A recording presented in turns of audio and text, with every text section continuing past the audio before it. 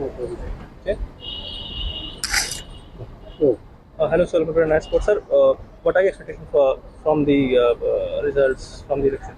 I'm deeply disappointed because for the first time the football associations, the voters had a choice to elect a player, and especially a player of Bhaichung's stature, the best footballer in a couple of generations.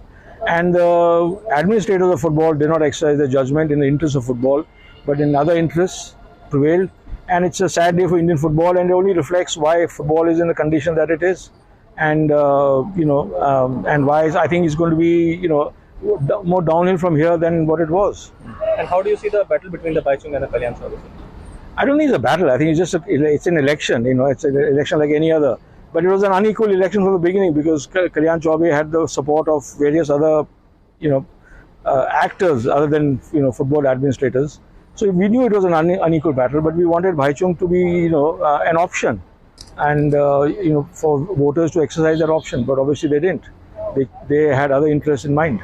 And FIFA lifted the ban from AFF. So what is your thoughts on this? No, I'm glad the ban was lifted. Then we can host the under 17 Women's World Cup. And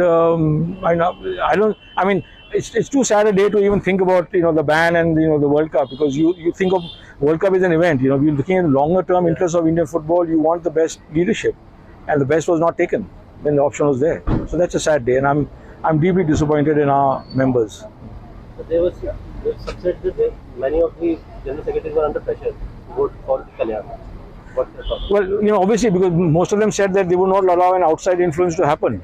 And after a week, they changed the position. So obviously, some other interests have prevailed. Their judgment could not have been determined by football, but some other interests. And then last night, all the members were, met by a union minister who exhorted them not to vote for Bhaichung. And so it's a sad day for Indian football in both senses, in terms of political interference and the fact that football administrators can't exercise their judgment in the interest of football. So if